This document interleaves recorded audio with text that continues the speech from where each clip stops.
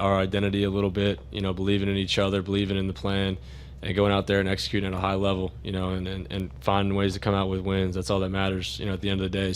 We didn't blink, even during times when it got thick. We continued to punt the ball and support our defense, who was playing well. They continued to deliver until we caught fire and finished some drives. And don't get me wrong, it wasn't lack of moving the ball, man. We just didn't finish drives. We missed a couple field goals. We threw an interception. We just got to be better in those areas, and we'll keep working. But as a collective, particularly some of these young offensive schemes, they didn't allow that to rule them. They maintained the clarity of thought and the cohesion required to make those big plays in the waning moments. And I can't say enough about 8 and 14 and 22 and 88 and 18, all of them. They showed poise and resolve and made the necessary plays. And so we move forward. We move forward with a really good Christmas. Few injuries, 21. Trey Norwood's got a hamstring. Marcus Allen's got a bicep that's being evaluated.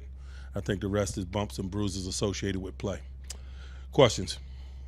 Mike, the way the game ended, it wasn't a deflected pass, but you get that last-second touchdown. Is that symbolic of 50 years ago? And just I'm not going to try to put it in that neighborhood, not even into that city.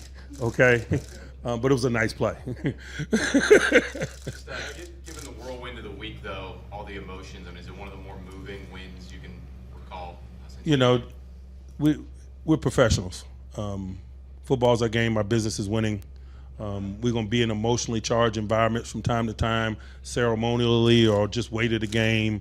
I just think that's just part of professional football. We got to find ways to compartmentalize that and do what's required, which is play winning football. And make no mistake about it, it was a significant game, but it's probably just a significant game because so many of our guys are young and they stood up tonight, and it's a growth outing probably more than anything.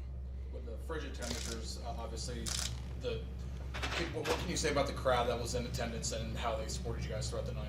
Man, we don't take our support and our crowd for granted.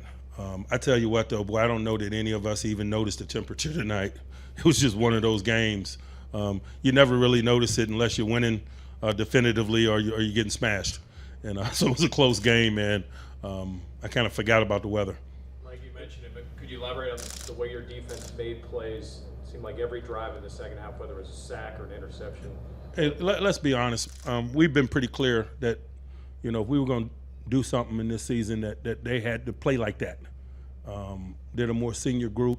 They got the more established players and so forth. And so not that we don't appreciate it, but it's expected. I think they expect it. That was our agenda. We talked about it all week that it was those two guys, and I talked about our experience of having two significant guys, and we kind of understand how to manage that dynamic runner, dynamic receiver. And I just think that we did a good job of balancing the schematics of it, and when we didn't balance the schematics of it, the guys made the plays and understood when they were in the kitchen and they had to stand up. You talked about your skill position players. What about the growth of your line throughout the season? They've been consistent in terms of getting better, and I think what we've done as a collective in terms of staying on schedule and establishing a run and so forth has been an indication of that. Although I will say that, boy, the Raiders did an awesome job tonight, largely versus our run game, man. We didn't control it the way we desired to. But sometimes you're going to be in games like that. It was rough and tumble. You mentioned growth on offense.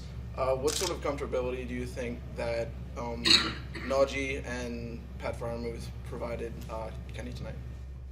I think all the guys made plays. They made the plays when called upon. I think, the end of the game's kind of reflective of that. Muth made a big play. Nas made a big play jumping somebody. GP made a play in the end zone. We just got a bunch of young guys that's got some talent. They're getting better. They're good enough to win as that happens. And we just better keep rolling our sleeves up, keep our head down, our mouths shut, and working. That's this game. We got a battle waiting on us. Coach, you had mentioned poise. What's your thoughts on Pickett's poise on that final drive? I don't think any of us are surprised with those intangible things that Kenny shows us. I think that the proximity that we had to his college experience kind of makes us extremely comfortable about our knowledge of those things, and I expect to see it. I think we all expect to see it. The Franco jerseys, when and how did that idea for that gesture kind of originate? A Penn State man, Pat Fryermuth. I'm sitting on the back patio with him on Wednesday. We're getting ready to go to practice, and it was his suggestion, and we are Penn State. Mike, was the same with the flag, did you know, and could you describe that feeling when Cam ran out with the 32 flag? It was a lot of things that happened tonight that were heavy. We knew it. We just wanted to be a part of it. Some nights you get an opportunity to kind of etch your small place and steal a lower, and I'm so happy that our young guys had an opportunity to do that. And some nights you get an opportunity to kind of etch your small place and steal a lower, and I'm so happy that our young guys had an opportunity to do that in some small way tonight. All right. Thanks, Mike. Thanks. We will have Kenny and Cam coming up.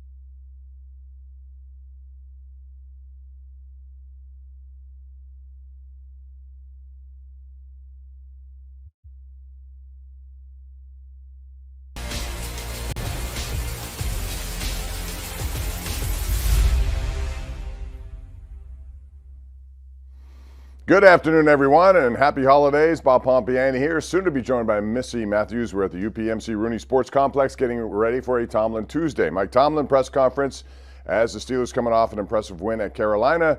They sweep the NFC South 24-16 by using a run game that was very effective and a defense that shut down a Carolina run game. Lots of interesting stuff in that game to talk about, and then the Steelers get ready for the Raiders on Christmas Eve. By the way, you'll see that game on KDKA TV. We have it for you. A night game in what should be a very chilly environment over at Acrisure Stadium, but a very exciting one given the fact that it's the 50th anniversary of the Immaculate Reception. And the Raiders come in off a big win and an unexpected result. When you saw what happened at the end of that play, it was rather interesting. The Chandler Jones got a chance to return a fumble officially, but picked off a pass, ran over Mac Jones and went into the end zone.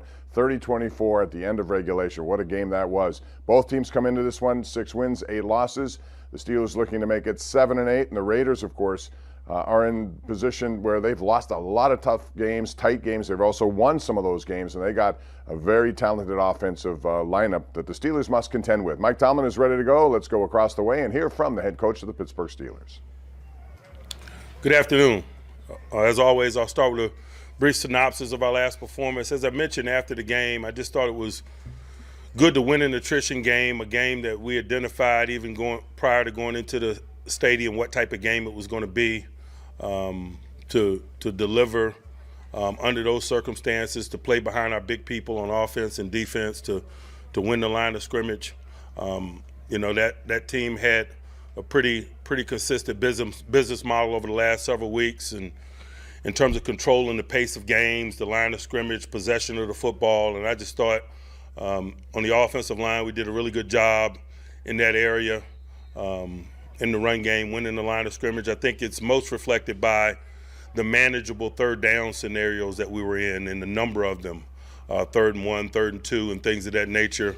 When you convert 75% of your third downs,